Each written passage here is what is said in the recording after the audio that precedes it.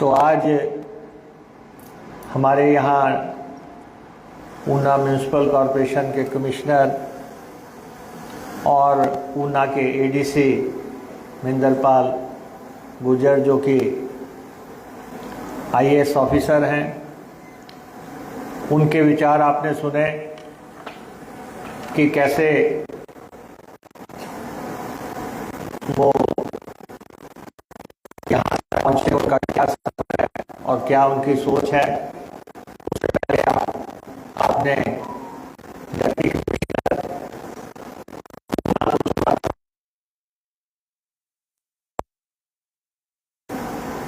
और हमारी सारी सोच जो है हमारे बच्चों के लिए है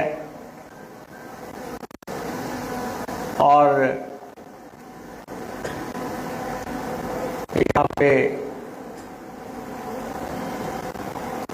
डॉक्टर आस्था अग्निहोत्री का भी संबोधन के लिए नाम लिया गया था। हालांकि वो बहुत धुआंधार स्पीकर हैं, लेकिन क्योंकि जिस बच्चे की मां ना रहे उसका आप अंदाज़ा लगा सकते हैं कि उसमें वो भावुक भरे क्षण होंगे जो उन्होंने आज यहाँ अपनी बात नहीं रखी। लेकिन हरोली कॉन्स्टिट्यूंसी एक मॉडल कॉन्स्टिट्यूंसी कैसे बन रही है, कैसे हम आगे बढ़ रहे हैं, और चिंता है तो हमें अपने बच्चों की है। हरोली के बच्चे जो पहली श्रृंखला में यहाँ पे लोग बैठे हैं, इन्होंने अपना जीवन देखा, लेकिन हमने अपने बच्चों के लिए क्या किया। मुझे याद है कि मेरे पिताजी 10वीं करने के लिए लाहौर गए थे। वो इस कॉन्स्टिट्यूंसी से थे, लेकिन 10वीं का प्रावधान नहीं था, तो लाहौर जाते थे उस समय। अब तो लाहौर विदेश है, लेकिन बहुत लोग हमारे विदेशों में गए, दूसरे जगह गए, और मुझे भी एमएलए इस कॉन्स्टिट्यूंसी को रिप्रेजेंट करते हुए एक मुश्त 25 साल लगभग होने लगे हैं। और जो कॉन्स्टिट्यूंसी हमें मिली थी और जो कॉन्स्टिट्यूंसी हम बना रहे हैं, उसकी बात हम जरूर करना चाहते हैं।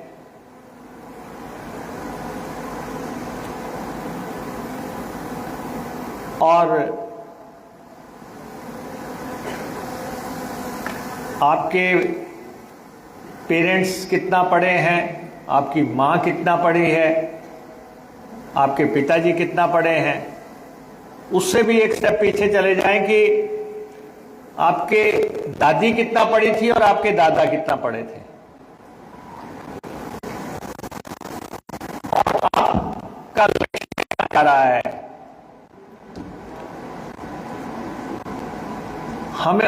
हम उस तरफ देख रहे हैं। यहां पे अगर महिंदर गुर्जर जी बैठे हैं या सचिन शर्मा बैठे हैं या हमारे अपने एसडीएम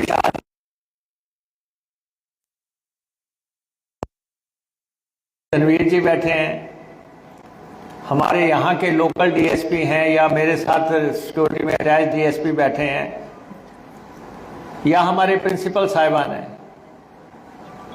अगर ये कुछ बन सकते हैं तो हम क्यों नहीं बन सकते। हमने कैसे पिछली कुर्सी से अगली कुर्सी पे इनकी जगह बैठना है, ठीक है, यहाँ पे एडीसी साहब कह रहे थे कि ये सोशल मीडिया का टाइम आया है, लोगों के दिमाग की जो ताकत है वो क्षीण होती जा रही है, गिरती जा रही है। ये सही है कि मुझे एक भी मोबाइल का नंबर याद नहीं है किसी का। मेरे पिताजी थे, जब वो कहते थे अशोक ठाकुर को फोन लगाओ तो साथ में नंबर बोलते थे खुद ही। एनसाइक्लोपीडिया थे लोग सारे, एक सेकंड में सबके नंबर, जिसको बात करनी है, यहां भी होंगे, अभी भी पुराने कुछ लोग होंगे, कैप्टन शक्ति चंद जी जैसे लोग होंगे जो अभी भी, जिनको याद होगा कि किसका क्या नंबर है। लेकिन जो सभागार में बैठे हैं, मुझे नहीं लगता कि किसी बच्चे को किसी का नंबर याद होगा। वो फटाफट मोबाइल दबाते हैं, नंबर आया और आपने दबाया, आगे गया। तो किसी को कोई याद नहीं थे। लोग हमारे पुराने लोगों को 300, 400, 500 नंबर याद थे, तो ब्रेन के काम करने की वो क्षमता थी। अब वो नया युग है, सोशल मीडिया का युग है, वो सारा बदल गया। और कहीं आपका बैटरी चले जाए, कहीं आप हैंडीकैप हो जाएं, आपको किसी का नंबर याद नहीं आएगा कि किसी दूसरे फोन से करना है, किसको करें। तो ऐसी स्थिति पैदा हो गई है। मोबाइल का युग है, मोबाइल बैंकिंग आ गई। और अभी आपने देखा कि ये पूछ रहे थे कि आप कितने घंटे मोबाइल यूज करते हैं, तो देश में ही एवरेज 6 से 7 घंटे मोबाइल की एवरेज चल रही है। अभी हमारे पड़ोसी देश में सरकार इसलिए गिर गई क्योंकि वो मोबाइल का इस्तेमाल नहीं करने देना चाहती थी। नेपाल की गवर्नमेंट इसलिए गिर गई कि बच्चों ने आंदोलन कर दिया कि हम चलाते थे और ये सरकार हमें मोबाइल नहीं चलाने दे रही है, और ऐसा बगावत हुई और सरकार ही गिर गई। सारे जितने भी प्रधानमंत्री, दूसरे लोगों को भाग के जान बचानी पड़ी। तो ये मोबाइल का युग है। आप सबके हाथ में मोबाइल है, सबके पास होगा, हर बच्चे के पास होगा।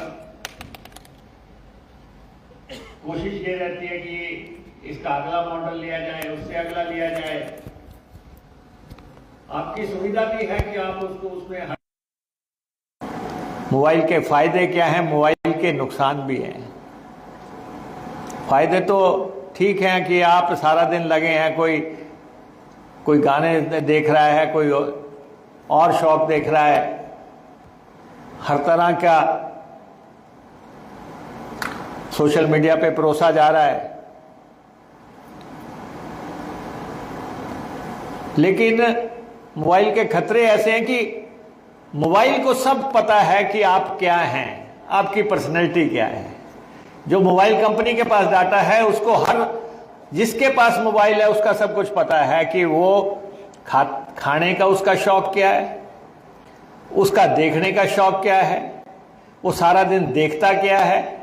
जो वो देखता है, मोबाइल थोड़ी देर बाद वही चीज आपको परोसता है। जो आपने एक बार देख ली, थोड़ी देर बाद वही आने लग पड़ेगा। अगर आप सूट देखने लग पड़ो तो मोबाइल, व्हाट्सएप पे आपको लगातार सूट के मॉडल आने लग पड़ेंगे। गाने देखने लग पड़ो तो गाने आने शुरू हो जाएंगे। गजलें देखने लगो, गजलें देखे। मोबाइल को सब पता है कि आप क्या हैं, आपकी पर्सनैलिटी क्या है। पहले जमाने में होता था कि सरमाएदार या जो बड़े लोग जिनके पास जमीनें हैं, उनको बड़ा अमीर समझा जाता था कि ये तो बहुत अमीर है। फिर हो गया कि इंडस्ट्रियलिस्ट आ गए कि इसके पास बहुत पैसा है। अब ये आ गया कि डाटा किसके पास है। ये कंपनियां, डाटा वाली कंपनियां जो हैं, बड़े बड़े सरमाएदारों को, बड़े बड़े रईसों से के भी ऊपर निकल गई हैं।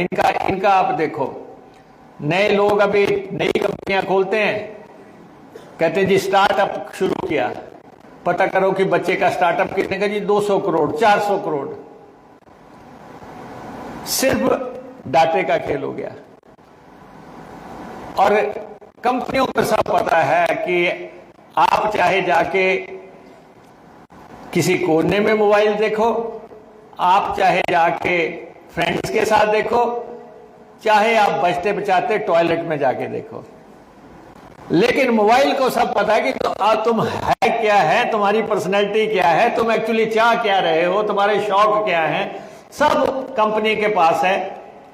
और उस डाटे को अगर किसी भी दिन निकालना चाहे वो किसी भी समय निकल सकता है। मान लो सरकार ही लिख के दे देती है, महेंद्रपाल गुर्जर जी लिख के दे देते हैं, फलां बच्चे के बारे में सारा डिटेल दो, अब तक इन्होंने क्या मोबाइल पे देखा है, तो पता लग जाएगा कि ये बच्चे का पूरा, जिसको कहते हैं हॉरोस्कोप, जिसको हम टिपड़ा कहते हैं, तो वो मोबाइल का टिपड़ा निकलाएगा सबका कि जी है क्या है। तो इसलिए फायदे जरूर हैं कि आपके पास हर समय है, आप कहीं पे भी कर सकते हैं, किसी भी समय देख सकते हैं। ऑन एन एवरेज कितना देखते हैं? 6-7 घंटे तो इस देश में चल ही रहा है। नेपाल में 5 घंटे था तो वहां बगावत हो गई, हमारे देश में तो उससे भी ज्यादा है। तो ये चल रहा है, लेकिन ये बात इन्होंने बिल्कुल सही कही कि बनोगे आप तभी अगर जो है कुछ करोगे, कुछ पढ़ोगे, कुछ किताबें पढ़ोगे। लाइब्रेरीज का तो शौक ही खत्म हो गया। अब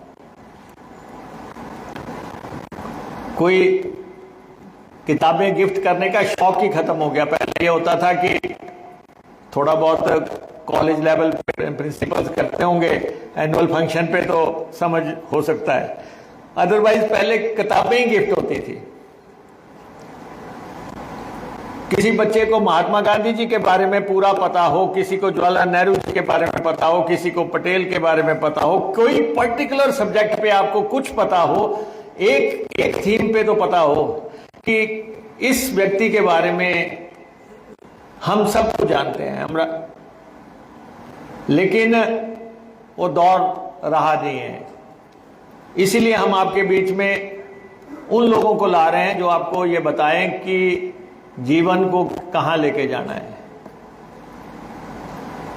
हमारे एडीसी साहब ने कहा कि मैं एक्साइज में रहा, मैं रेवेन्यू में रहा, फिर जाके मैं आईएएस बना। तो king Bruce and the spider में भी यही था कि ट्राई अगेन, कोशिश करते रहो, कोशिश करने वाले की कभी हार नहीं होती, लगातार प्रयास करते रहो। और हमारा ये है कि हरोली के बच्चे कहें यस आई कैन डू, मैं कर सकता हूं, मेरी हरोली के बच्चे, मेरी लड़कियां, मेरे लड़के ये कहें कि हम कर सकते हैं। अभी यहां एक कल्चरल प्रोग्राम हुआ, आपने देखा कि हमने कल्चरल प्रोग्राम 2003 में भी देखे, जब हमारे स्कूल थे तब भी हमने देखे। बच्चों के प्रोग्राम में कितना परिवर्तन आ गया है, कितना बेहतरीन कर रही हैं हमारे तीनों कॉलेजों की लड़कियां, और ये इससे भी बेहतर करेंगी। खिले हुए चेहरों के साथ बच्चियां, आज तो हालांकि लड़कियों ने किया सारा, लेकिन हम जब मैं एमएलए बना एक भी कॉलेज नहीं था इस कॉन्स्टिट्यूंसी में, डिग्री कॉलेज ही नहीं था। आप अंदाजा लगा सकते हैं कि कैसे चल रहा था, वातावरण क्या चल रहा था। जब कॉलेज ही नहीं था, कोई भी आईटीआई नहीं थी, सेंट्रल स्कूल नहीं था, और हम जब जाते थे गांव में पूछते थे किसी लड़की को कि कितना पढ़े हैं, तो वो मुंह घुमा लेती थी कि जी नहीं पढ़े। क्यों नहीं पढ़े? स्कूल नहीं है जी, कॉलेज नहीं है। हमने कहा कि कैसे स्कूल हम यहां पे खोलें, फिर हमने सीनियर सेकेंडरी स्कूलों की बरसात की, नजदीक से नजदीक 33 सीनियर सेकेंडरी स्कूल खोले हमने यहां पे, नजदीक से नजदीक सीनियर सेकेंडरी स्कूल खोले। कॉलेज एक भी नहीं था। फिर बीटन का कॉलेज खोला, फिर खड का कॉलेज खोला, और हरोली का कॉलेज खोला। आलोचक चाहे जो मर्जी कहें, लेकिन मुझे इस बात का फक्र है कि अगर हमने 3 डिग्री कॉलेज खोले तो हर साल 1000 बच्चा पास आउट होके निकल ही रहा है। किसी क्लास ग्रेजुएट तो हुआ ना, नहीं तो वही 10वीं था। मैं बालियाल में गया जब 2007-8 के आसपास हुआ, लड़कियां मुझे मिली, एक ही परिवार की 3 लड़कियां। मैंने उनसे पूछा कि आपने कॉलेज में एडमिशन क्यों नहीं ली? वो कहती जी ऊना नहीं जा सकते, पापा अलाउ नहीं करते। तो मैंने उनके पिता को कहा कि भाई बच्चियों को घर में क्यों रखा? वो कहते जी फीस नहीं दे सकते। मैंने कहा भाई हम देंगे फीस, आप इनको पढ़ाओ। लेकिन फिर भी ये दिक्कत थी कि कॉलेज चाहिए। फिर हमने हरोली का कॉलेज प्लान किया। हरोली का कॉलेज इस समय बन रहा है और 325 की स्ट्रेंथ हो गई, 325।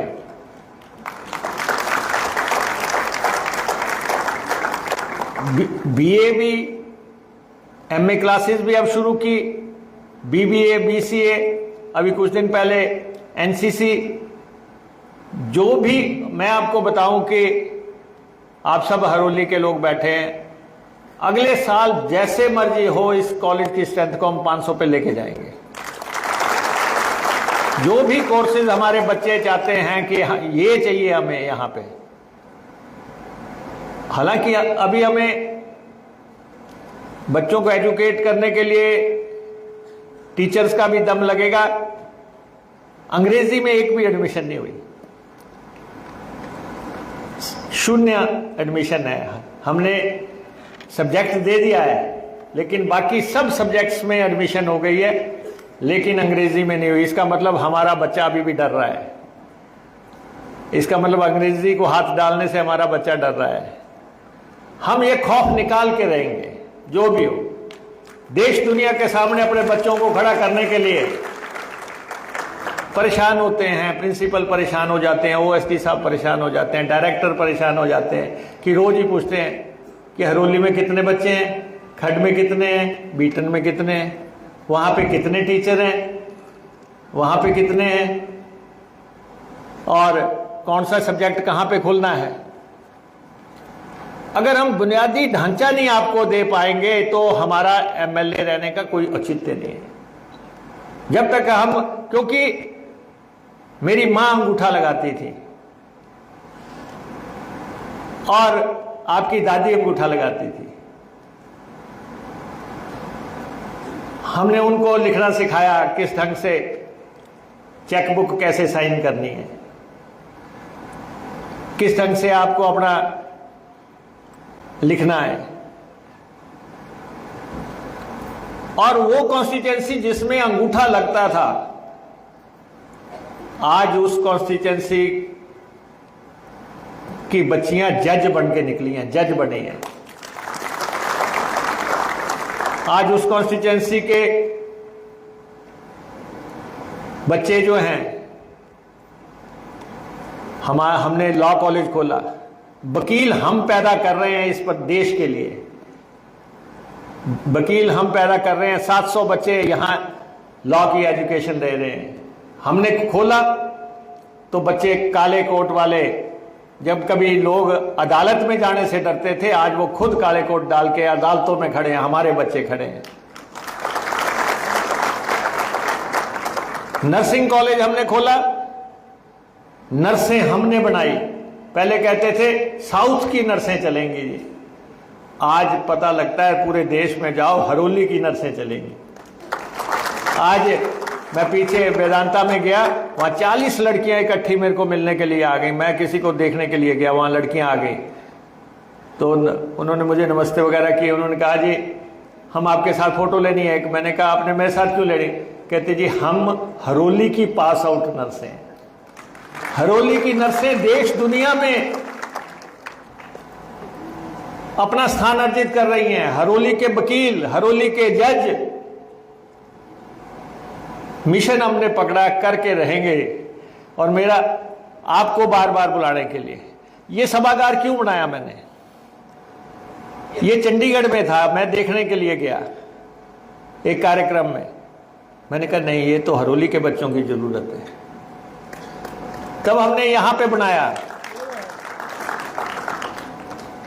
जैसा था वैसा ही उठा के यहां रख दिया।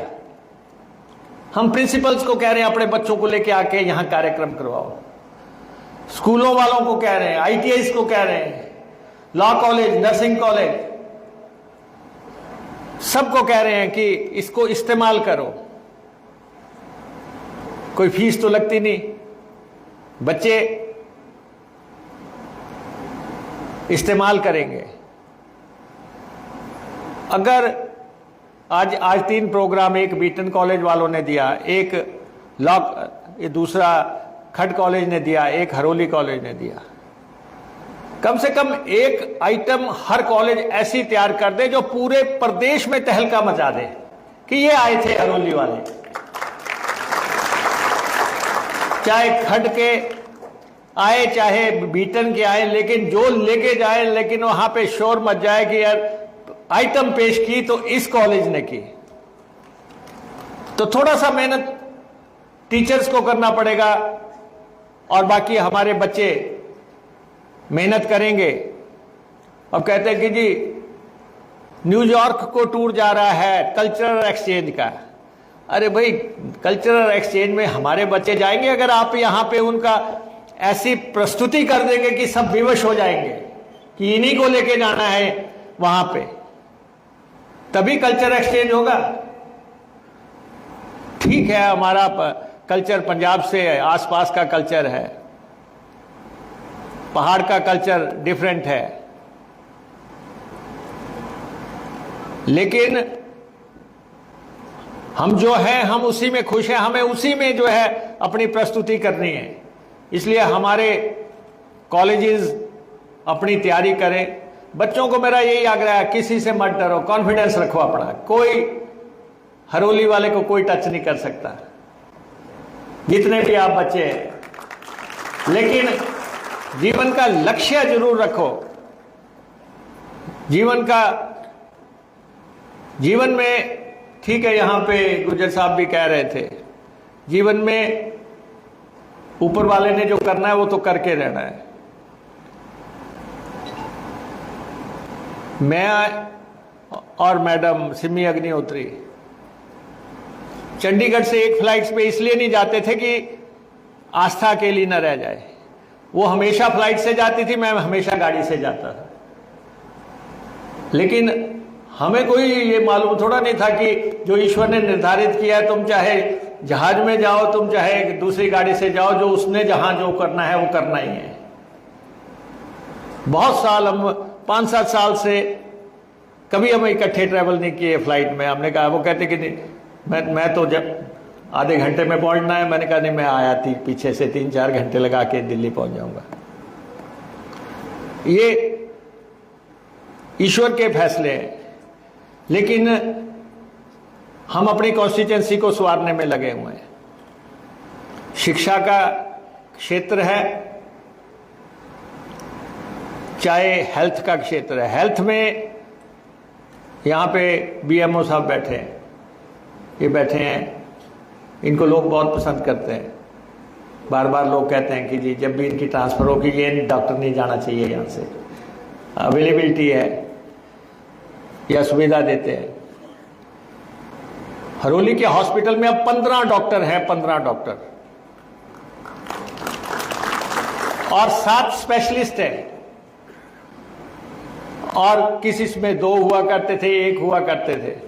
7 स्पेशलिस्ट डॉक्टर हैं, 15 डॉक्टर हरोली में हैं। इस कॉन्स्टिट्यूंसी में इस समय लगभग 40 एमबीबीएस और उससे ऊपर के डॉक्टर काम कर रहे हैं। 40 होंगे। कोई स्लो में लगा है, कोई बरसाली में लगा हुआ है, कोई जो है खड में लगा हुआ है, कोई पंजाबर में लगा हुआ है, कोई बडेड़ा में लगा है, कोई बीटन में लगा है, कोई कुंगड़त में लगा है, कोई कुठार में लगा है, सारी जगह पालकवा में लगा है। 40 डॉक्टर इस कॉन्स्टिट्यूंसी में हो चुके हैं। और मैं आपको बताऊं कि जब मैं एमएलए बना था, 1 पेट्रोल पंप था यहाँ पे। आज इस कॉन्स्टिट्यूंसी में 35 पेट्रोल पंप है। पेट्रोल पंप ऐसे हो गए जैसे दुकानें होती हैं, जगह जगह आप। तो हम आगे बढ़े हैं शिक्षा के क्षेत्र में, हेल्थ के क्षेत्र में, और सड़कों के क्षेत्र में हमारा जो हरोली से उन्ना पुल बना है, ये एक लाइफलाइन है। आपने देखा अभी पंडोगा से त्यूड़ी जो पुल बन रहा है, उसके बाद आप दूसरी तरफ को निकलेंगे बाबा रुद्रानंद जी के आश्रम को या रेल लाइन की तरफ को, इतना ही बड़ा पुल बन जाएगा जितना हरोली में बना है। हरोली में आज सिविल सेक्रेटेरिएट है, एसडीएम वहां बैठता है, डीएसपी वहां बैठता है, बिजली का एक्सीएन वहां बैठता है, पानी का एक्सीएन वहां बैठता है, सड़क का एक्सीएन वहां पे बैठता है, बस अड्डा वहां पे है, सर्किट हाउस वहां पे दिसंबर में बनके तैयार हो जाएगा। और अभी हरोली से लेके पंजावर तक के लिए जो अभी 100 करोड़ की सिंचाई की योजना मंजूर हुई है, 100 करोड़ रुपए की। अभी उससे पहले पालकवा, करमपुर और बीत इलाके के लिए 75 करोड़ रुपए की योजना मंजूर हुई है। और ऊपर जो पोलिया के पास बल्क ड्रग पार्क बन रहा है, 2000 करोड़ रुपया उस पर लगना है। सारे इलाके के पूरे लाइफ चेंजर प्रोजेक्ट होगा, बिल्कुल बदलाव आपने देखना। हम लगे हुए हैं कि पोलिया की जो रेल लाइन है, हमारी जेजों की रेल लाइन, हम पोलिया पहुंचा देंगे। और इधर से संतोगढ़ से जेजो तक जो है सड़क, बहुत चौड़ी सड़क बनके तैयार होनी है। 200 करोड़ रुपया लगना है जब आप बघौर साहब से पानी उठा के बीत इलाके में फेंकेंगे। सब चीजों पे काम चल रहा है, पानी पे काम चल रहा है, सड़क पे काम चल रहा है। और खासतौर पे बिजली पे पहले आधे लोगों को ऐनक लग जा रही थी, क्योंकि बिजली का हालत ये थी कि बच्चा रात में पढ़ नहीं सकता था। वोल्टेज इंप्रूव करने का, लाइनें इंप्रूव करने का, खंबे लगाने का सारा हम साइमल्टेनियसली चला रहे हैं, ताकि कॉन्स्टिट्यूएंसी के बच्चों को पढ़ने के लिए। लोगों ने लालटेन में भी पढ़ाई की है, लोगों ने दिए जला के भी पढ़ाई की है। आप उस युग में हैं कि आपने वो समय नहीं देखा जो आपके पूर्वजों ने देखा, जो पहले लोगों ने देखा। अगर संतोगढ़ में साइकिल पंचर हो जाती थी तो कंधे पे साइकिल उठा के जेजों लेके जाते थे पंचर लगाने के लिए। लोगों ने वो दौर भी देखा। और आप एक बदले हुए परिवेश में, जब आपको ऐसा हरोली मिला है, तो हमारा आपसे ये आग्रह है कि अपना नाम पैदा कर दो अपने माँ बाप का और अपने इलाके का, कुछ समय लगा के। इसलिए हम अभी 4 दिन पहले मैं चंडीगढ़ में अपने दांत दिखाने के लिए गया, तो डॉक्टर जो वो पद्मश्री डॉक्टर है, अब मुझे सीधे तो वो बोल नहीं सकते थे, मैं भी डिप्टी सीएम हूँ, मुझे सीधे तो कह नहीं सकते यार तुम बड़ा बेवकूफ़ आदमी है, तेरे दांत की हालत क्या है। तो मुझे उन्होंने आधा घंटा एजुकेट किया कि आपका ये दांत बचाया जा सकता था, ये दूसरा भी बचाया जा सकता था, फलां किया जा सकता था। मैंने कहा कि मुझे सब पता, हम उस दौर से निकले हैं, संघर्ष के दौर से निकले हैं। हमारे पास ब्रश करने को भी टाइम नहीं होता था। तो उन्होंने कहा कि ये जो जीभ सिर्फ बोलने के लिए नहीं है, मुंह सिर्फ बोलने के लिए नहीं है, मुंह में के थ्रू कीटाणु जो है वो आपके बॉडी में जाते हैं। जितने भी कीटाणु हैं वो सारे आपके दांतों में ही आते हैं, सबसे ज़्यादा कीटाणु आपके दांतों में आता है। दांतों से फिर वो बॉडी में जाते हैं, डिफरेंट आपको बीमारियां लगाते हैं। तो दांतों को बचाना बहुत जरूरी है। मैंने डॉक्टर साहब को कहा कि मेरा समय तो निकल गया, अब आप पद्मश्री हैं, आप एक दिन हरोली के बच्चों को एजुकेट करने चलो, मैं सारे बच्चों को इकट्ठे करूंगा, आप उनको बताओ ब्रश कैसे करना है, टंग क्लीनर कैसे करना है। कई दफ़ा बच्चे को कहते हैं अपनी जीभ दिखाओ, बच्चे ने टंग क्लीनर नहीं किया, टंग यूज़ नहीं किया, उसको साफ नहीं किया, वो बच्चा दूर भाग जाता है। आप में वैसे भी कई अभी सोच रहे होंगे मैंने भी नहीं सवेरे टंग साफ की। आप में से भी कई सोच रहे हैं, डॉक्टर साहब मुझे कहते हैं तुम ब्रश जो है प्रेशर से किया करो, पूरे दांत ऊपर से नीचे से, एंगल से, दाएं से, अंदर से, बाहर से, फ्ला से। मैंने कहा हमारा दौर निकल गया, अब अगर ये ठीक हो सकते हैं तो करो। वो तो उन्होंने कहा कि जो आपके असली दांत हैं इसका मुकाबला तो कोई हो नहीं सकता, नकली दांत लगाएंगे आपको, लेकिन असली दांत का कोई मुकाबला नहीं था। तो आप अपने असली दांत बचा के रखो।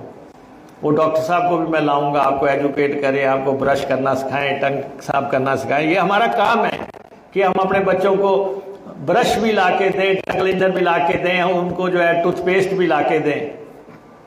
नहीं तो हमारी तो माँ कहती थी कि कौली में जो है हल्दी डाल ले, नमक डाल ले, ऊपर से सरसों का तेल डाल के अपने दांतों के मंजन करो, फला करो, ये करो। वो दौर था, आज दौर डिफरेंट है। आज आप देख रहे हैं कैसे बिक रहा है कि इस टूथपेस्ट में हल्दी है, वही बिकी जा रहा है। या कहते हैं कि इस टूथपेस्ट में नमक है, तो वही बिकी जा रहा है। तो ब्रांड्स कैसे बिकते हैं, इसी ढंग से बिकते हैं। लेकिन हमें तो अपने बच्चों को हर जगह से एजुकेट करना है कि आपने नाखून कैसे काटने हैं, अपने दांत कैसे साफ करने हैं, आपने मोबाइल कैसे इस्तेमाल करना है। तो हम लगे रहेंगे आपके पीछे, ताकि हरोली का बच्चा हर चीज में माहिर हो, खेलों में माहिर हो। और खेलों के ग्राउंड्स हम बना रहे हैं। हमारे लोग फुटबॉल खेलते हैं, अब हम नाइट फुटबॉल का हमने खड में बंदोबस्त कर दिया। अभी हमने पैसा दिया, सारी रात भी फुटबॉल बच्चे खेलना चाहें। लड़कियां सबसे पहले हमारी हैं जो फुटबॉल खेलती हैं। पूरे देश में छोटी बच्चियां अगर फुटबॉल खेल रही हैं तो हमारी खेल रही हैं, पूरे देश में जा रही है। जब वो पहली दफा गई तो उन्होंने मुझे बताया कि 7 समुंदर पार हमने देखा ही नहीं था, हमने तो समुंदर ही नहीं देखा था। जब वो बॉम्बे वगैरह गई तो उन्होंने देखा कि समुंदर क्या होता है, उसकी लहरें क्या होती हैं। तो ये हमारा काम है, हम उस काम पे लगे हैं और आपको एजुकेट करते रहेंगे। वैसे अब हमने पीछे कार्यक्रम किया था सिमी अग्निहोत्री फाउंडेशन का, और उसमें स्कूल के बच्चों को हमने अवार्ड्स दिए। जो भी बच्चे हमारे मेरिट में आए उन सबको अवार्ड्स दिए गए। और आज भी इन्होंने कुछ अवार्ड्स रखे हैं जो कि आपके तीनों कॉलेजों में टॉप पोजीशंस पे आए हैं, उनके लिए रखे हैं। मैं विशेष तौर पे जिन्होंने ये फाउंडेशन बनाई है, गोयल जी हैं शिमला से, यहाँ पे आए हुए हैं। सिमी अग्निहोत्री के साथ इनका बहुत प्यारा रिश्ता था। तो फाउंडेशन ये चला रहे हैं। गगन कपूर जी हैं, हमारे इलेक्शन में कभी कभार आते हैं। वैसे इनका अपना काम है, लेकिन सिमी फाउंडेशन के ये भी फाउंडर मेंबर हैं, तो ये भी आए हैं। और चेतन जी हमारी कॉन्स्टिट्यूंसी से हैं, खड से, जियो को हेड कर रहे हैं, जियो कंपनी को हेड कर रहे हैं, और वो भी इस फाउंडेशन के मेंबर हैं। आशीष जी हैं, सन्नी जी, और वो भी इस फाउंडेशन के मेंबर हैं। और आस्था जी इस फाउंडेशन की मेंबर हैं। और विक्रांत जी हैं, इसमें तो मेरे ओएस नहीं है, लेकिन फंक्शंस को ऑर्गेनाइज करने में उनका कोई मुकाबला नहीं है। तो ये सब लोग इस फाउंडेशन को चला रहे हैं। और मैंने पहले भी कहा कि जो सहयोग हमारे से चाहिए होगा हम देंगे। बाकी तो ये लोग किसी भी फाउंडेशन को कहीं से कहीं पहुंचा सकते हैं। इनमें यथा योग्यता है, क्षमता है, ईश्वर ने इनको दिल खोल के दिया हुआ है। और एक बात मैं ज़रूर कहना चाहता हूँ, आस्था अग्निहोत्री मेरी बेटी ज़रूर है, हरोली की बेटी है, आपकी बेटी है। ख़ास तौर पे सिमी जी के जाने के बाद उनका जो अभी सगाई हुई है, और सचिन जी से, सचिन शर्मा जी हमारे एसडीएम में लगे हुए हैं, आईएएस अधिकारी हैं। और 9 नवंबर को हम इनकी शान में आशीर्वाद समारोह का आयोजन करेंगे। तो इस सभागार में आप जितने भी लोग हैं आप सब आमंत्रित हैं, आप सबको आना है उस कार्यक्रम में। और बच्चियां हैं, आस्था जी के साथ प्यार का भाव है, बाकी उनकी माँ की सहेलियां हैं, वो सब माँ का भाव उसको देंगी। और बाकी हमारे सब सहयोगी हैं, दोस्त हैं, जिन्होंने पूरा लंबे अरसे से हमारा साथ दिया, सहयोग दिया है। उस दिन हम कॉन्स्टिट्यूंसी का ही कार्यक्रम करेंगे, सब कॉन्स्टिट्यूंसी, सारी कॉन्स्टिट्यूंसी को आमंत्रित करेंगे। दलगत राजनीति से ऊपर उठ के कांग्रेस, बीजेपी, कम्युनिस्ट, बसपा, आप बाप कुछ नहीं, तो सिर्फ ये एक कॉन्स्टिट्यूंसी का कार्यक्रम होगा। 9 नवंबर आपने पूरा दिन देना है। हमारे अधिकारी, हमारे कर्मचारी, हमारे दूसरे सहयोगी, हमारे कॉलेज के, हमारे ITIs के, हमारे सेंट्रल स्कूल के जितने भी लोग हैं, 25 साल से जो आपका प्यार है वो अंततः उसकी माँ की एब्सेंस में अब मुझे ड्यूटी निभानी है। तो मैं इसी सार्वजनिक मंच से आपसे आग्रह करूँगा कि आप सब आए और इनको आशीर्वाद दें, इनका जीवन आगे बढ़े। और दिसंबर से फिर मैं पूरी तरह 100% फ्री हूँ हरोली के लिए ही। फिर मेरा पूरा जो समय है वो फिर हरोली को समर्पित है, आप लोगों को समर्पित है। वैसे हमने छोड़ा कुछ नहीं है हरोली में जो हमें लगता है कि ये होना चाहिए, लेकिन उसके बावजूद भी जो आपके दिल में है, जिगर में है, मन में है, भाव में है, वो आप बताएं, ताकि इस देश में हरोली का लोहा मान रहे हैं लोग, ये मैं आपको बता दूं। इस बात का अंदाज़ा आप लगा सकते हैं कि अभी प्रधानमंत्री भी जब कांगड़ा आए थे, हमें जो मान्यता दी है और ये हरोली खड़ी है, क्योंकि आपने जो 25 साल में यहाँ पे हरोली की छवि कायम की, उस नज़र आ रहा है। तो इसलिए जो भी हमें करना है अपने बच्चों के लिए, अपने लोगों के स्वास्थ्य के लिए और ओवरऑल हरोली, वो हम आगे करेंगे। लेकिन आज महेंद्रपाल गुर्जर जी ने बहुत ही बेहतरीन एजुकेटिव स्पीच आपके सामने रखी। मुझे लगता है कि आप कुछ ना कुछ इसका, और उनके जीवन की पूंजी वो सब हम चाहते हैं कि उनके बच्चों पे लगाया जाए और बच्चे हमारे मेधावी बने और देश दुनिया की चुनौतियों को जो है निपट सकें। और आज का कार्यक्रम से भी मुझे ऐसा आभास मिल रहा है कि हरोली आगे बढ़ा है और आगे बढ़ने की हरोली में क्षमता है। इसी के साथ मैं सब बच्चों का आभारी हूँ। आप हमारी बेटियां हैं, हमारी बच्चियां हैं। फील फ्री, हमारे से बात करने में आपको कोई दिक्कत नहीं होनी। जैसे आस्था है वैसे आप हैं, जैसे वो बच्ची है वैसे ही आप हैं। कभी भी पकड़ सकते हैं, कहीं से भी खींच सकते हैं, किधर भी ले जा सकते हैं। हम आपके लिए हैं, पूरी तरह समर्पित हैं हरोली के लिए।